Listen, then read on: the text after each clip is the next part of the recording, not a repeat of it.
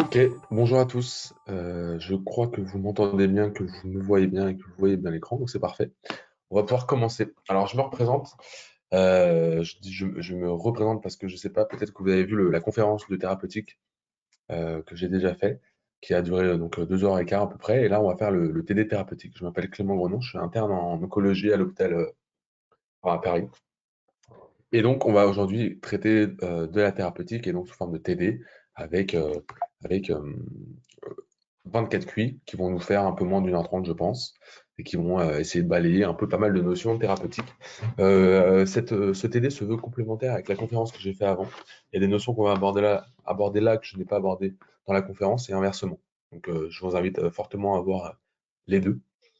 Euh, En introduction de la thérapeutique que j'ai un peu fait déjà dans l'autre conférence, je dirais que c'est une spécialité qui est très transversale. Donc c'est bien de la voir en fait un peu dans chaque spécialité et de réviser un peu à la fin quand on a vu un peu toutes les spécialités. Parce que sinon c'est assez compliqué de faire de se dépatouiller de tout ça. C'est une spécialité qui peut aborder de la cardio, de la néphro, de l'hémato, de l'onco. Il y a à la fois des questions un peu génériques soit de, je dis de pharmaco-administrative entre guillemets, avec tout ce qui est procédure, toute étude clinique, et puis etc. Puis il y a aussi un peu de pharmacocinétique et pharmacodynamie qui peuvent être un peu évoquées dans les DP, sans que ça rentre trop dans le détail. Et puis ensuite, il y a la pharmaco un peu classique de chaque spécialité, en mode quel effet indésirable, quel bilan préthérapeutique, quelle interaction. Et ça, pour le coup, on en fait un peu dans tous les collèges. Donc, on va pouvoir commencer. Donc, c'est un enregistrement, donc je ne peux pas répondre à vos questions en direct.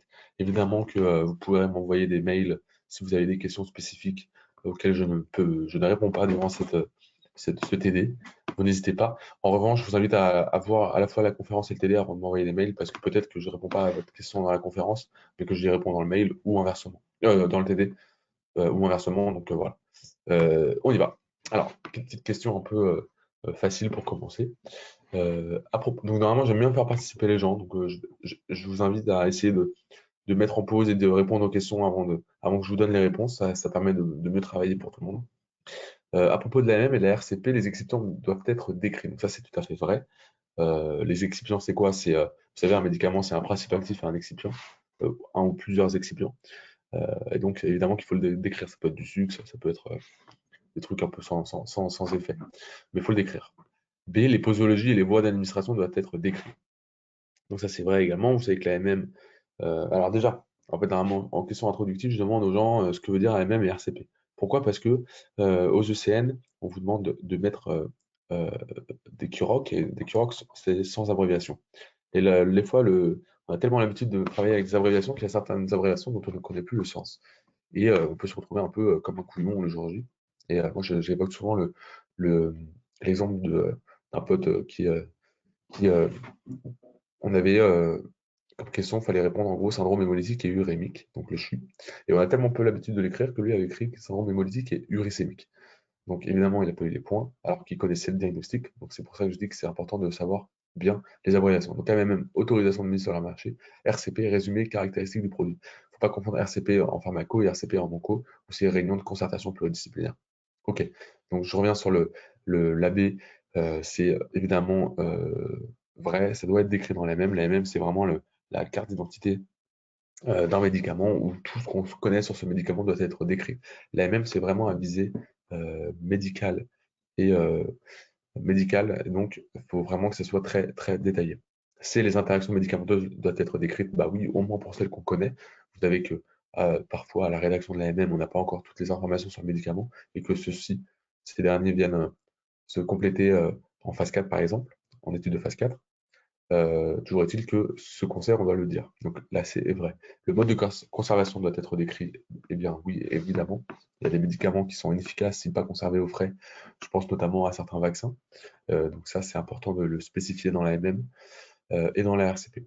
Euh, les effets indésirables doivent être décrits aussi. Bah, ça, c'est la même réponse que pour la C. C'est vrai pour au moins ce qu'on connaît. Et puis, des fois, la MM vient se compléter au fur et à mesure qu'on connaît des choses sur le médicament. Autre chose, l'AMM et la RCP, en fait, c'est globalement les mêmes données qui sont dans l'une et dans l'autre. C'est de l'AMM que découle la RCP. C'est à peu près les mêmes informations. Voilà, donc ce que je disais aussi dans la conférence, c'est que je ponctue souvent les diaporamas et les questions par les screens du collège qui sont pour moi assez marquants et assez percutants. Donc ça vous évite peut-être potentiellement d'aller voir dans le collège. Donc là, par exemple, typiquement, c'est le résumé de ce que contient la RCP ou l'MM, c'est la même chose. Euh, j'attire votre attention sur plusieurs choses. Euh, donc les coordonnées de l'AMM, etc., ça on s'en fiche un petit peu. Qu'est-ce que je voulais dire? Mince. Ah bah voilà, l'effet du médicament sur la fertilité, la grossesse et l'allaitement. Ça, c'est toujours spécifié dans toutes les AMM et RCP. C'est qu'est-ce que ça fait pour les femmes enceintes. Donc ça, c'est toujours, il y aura toujours un paragraphe dessus dans l'AMM et dans la RCP. Et puis sinon, pour le reste, c'est ce qu'on a déjà évoqué. Ce qui est en vert, c'est pas mis zéro. Ce qui est en bleu, c'est vrai, mais c'est pas forcément mis zéro si on ne le met pas. Alors, question 2. On continue sur les questions un peu génériques.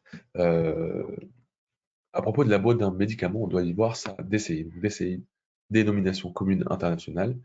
La réponse est vraie. En gros, quand on prend du Doliprane, il y aura toujours écrit paracétamol. C'est ça que ça veut dire. B, on peut y voir un pictogramme de conduite. Oui.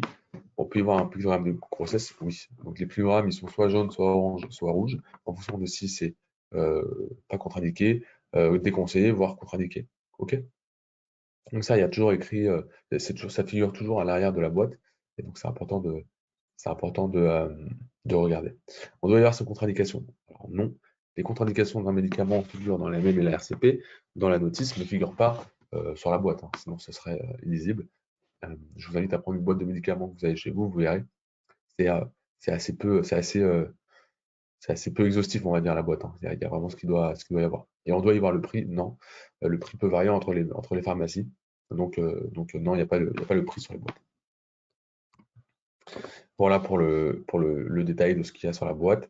Liste 1 ou liste 2, ça c'est important. La date de péremption également. Et puis le titulaire de l'AMM, bah, c'est le labo, hein, le Pfizer, Sanofi, que sais-je. Pictogramme process, c'est ce que je vous disais. Et puis voilà. Ah oui, le dosage et le nombre d'unités, ça c'est important, notamment pour les pharmaciens. Si c'est une quantité suffisante pour une semaine et que c'est 2 cachets par jour et qu'il y a 10 cachets dans une boîte, il faut donner 2 boîtes. Ou alors sinon le patient devra revenir. D'accord? Donc c'est pour ça que c'est important de savoir exactement combien il y a de dosage dans chaque boîte. Et enfin la notice en gros, c'est dites-vous que c'est un peu l'équivalent de la RCP ou de la MM, mais à visée du patient. Donc c'est un peu plus simplifié, c'est un peu plus compréhensible. C'est vraiment voilà, à destination du patient, c'est le truc qu'on déplie en 46. Il y a en gros tout ce qu'il y a à savoir pour le patient. Il n'y a pas le détail que le médecin doit savoir lui. Ok? Voilà, bon, globalement, on ne peut pas trop vous piéger là-dessus, c'est pas très compliqué. Parmi les propositions suivantes, donc là on arrive un peu plus dans du détail. Indiquer les produits et substances qui appartiennent à la catégorie des médicaments. Donc, vous savez que dans les produits de santé, il y a les médicaments et puis il y a les dispositifs de santé. Et donc c'est différent. Alors, A, le soluté glycosé à 5%, oui, c'est un médicament. B, produit de contraste iodé pour imagerie médicale, oui, c'est un médicament. C, le synactène, oui, c'est un médicament. D, le bleu nucléine, oui, c'est un médicament. Compressé stérile, non. Protoxyde d'azote, oui. Il manque un. En gros, ce qu'il faut se dire, c'est que tout ce qui est injecté dans le corps du malade, que ce soit à visée thérapeutique, diagnostique ou je sais pas quoi, ce sera un médicament. D'accord? Voilà, je vous ai mis la définition parce que c'est intéressant, assez intéressant du code de la santé publique. Euh, Toute substance ou composition présentée comme possédant des propriétés curatives ou préventives à l'égard des maladies humaines ou animales, ainsi que toute substance ou composition pouvant être utilisée chez l'homme en vue d'établir un diagnostic médical ou de restaurer, corriger ou modifier leur fonction physiologique en exerçant une action pharmacologique, immunologique ou métabolique. Donc, en gros, c'est toute substance qu'on injecte à l'homme avec voilà, des effets soit thérapeutiques, soit diagnostiques, soit préventifs. OK? Voilà. Et donc les listes vraiment non médicamenteux, moi je les ai mis en bas. Il y a notamment donc, tout ce qui est dispositifs médicaux, c'est ce que je vous disais avant. Puis après tout le reste, c'est évidemment pas des médicaments. Euh, voilà. Mais donc par exemple, un pacemaker, ce n'est pas un médicament. Une prothèse de hanche, ce n'est pas un médicament. Tout ça, voilà, ce ne sont pas des médicaments. OK? Mais sinon tout le reste, c'est des médicaments. Question 4. Parmi les propositions suivantes, indiquez les réponses correctes concernant les dispositifs médicaux. Donc là, on enchaîne sur les dispositifs médicaux. Les dispositifs médicaux sont classés en 3 catégories. Donc ça, c'est vrai. Les dispositifs médicaux sont classés selon leur niveau de responsabilité. Excusez-moi, il y en a 4. 4 catégories, c'est bien ce que je pensais. Un dispositif médical, c'est classé en 4 catégories selon leur niveau de risque. Donc la B est vraie, la A est fausse. Une AMM est nécessaire pour les dispositifs médicaux au même titre que les médicaments. Alors non, c'est pas une AMM, c'est autre chose. On va en parler juste après. Les dispositifs médicaux ne sont jamais utilisés à des fins thérapeutiques, c'est faux, évidemment. Le pacemaker, le défibrillateur, même la prothèse de hanche, encore une fois, tout ça c'est à des fins thérapeutiques. Il n'y a pas que l'orthèse ou la prothèse ou je sais pas quoi. Le remboursement peut être demandé au même titre que les médicaments. Ça c'est vrai. Alors, donc ça c'est les catégories pour les dispositifs de santé. Globalement, les dispositifs médicaux sont classés en fonction de leur niveau de risque, d'accord? Donc voilà. Et enfin, alors que l'on parle d'AMM, ce que je vous ai mis en bas, alors que l'on parle d'AMM pour un médicament, pour un dispositif médical, c'est le marquage CE, conformité européenne, qui est nécessaire pour la mise sur le marché. Ok? C'est l'équivalent vraiment de l'AMM, c'est le même principe. Et vous avez vu là, il y a quelques exemples de dispositifs médicaux, les chaussettes ou les instruments chirurgicaux ou même les examens radiologiques, tout ça c'est des dispositifs médicaux, hein. Ok? Médicaux. Après, tu as toutes les valves, etc., etc. Tac, voilà. Et donc, il est parfois nécessaire d'adapter la posologie d'un traitement. Donc là, on retourne sur les médicaments et on va parler un peu d'adaptation thérapeutique. Alors, la posologie d'un traitement est parfois nécessaire de s'adapter à la fonction rénale. Ça, c'est évidemment vrai. Au poids, évidemment vrai. À la fonction hépatique. Alors, c'est plus rare, mais ça peut se voir. Des patients qui ont une insuffisance hépatocellulaire, des fois, on adapte la posologie du traitement. Parfois, on contradique même le traitement, hein. C'est même plus fréquent que d'adapter la posologie à des dosages enzymatiques. Alors ça, c'est vrai. J'aime bien vous poser la question en présentiel, c'est de quel dosage vous avez en tête. Mais là, du coup, je ne vous ai pas en présentiel, donc je vais vous le dire. Il y a notamment le DPD qu'on dose avant d'utiliser du 5FU qui est une chimiothérapie. On doit doser le DPD et en fonction de l'activité de cette enzyme-là, ça peut contre-indiquer carrément le traitement. D'accord? Donc c'est l'un des cas. Il y en a d'autres, hein, mais je ne les ai pas tant en tête. Mais là, c'est l'un des cas. Et puis il y a d'autres médicaments, bah oui, il y a certains médicaments qui peuvent interagir avec d'autres médicaments et donc pour lesquels il faut adopter les posologies. On en reparlera en long, en large, en travers dans quelques questions. Ok. Et enfin, si je devais vous... Parfois, ils aiment bien maintenant le conseil scientifique de dire quels sont les 2 paramètres les plus importants sur lesquels il faut adapter par exemple la posologie d'un traitement.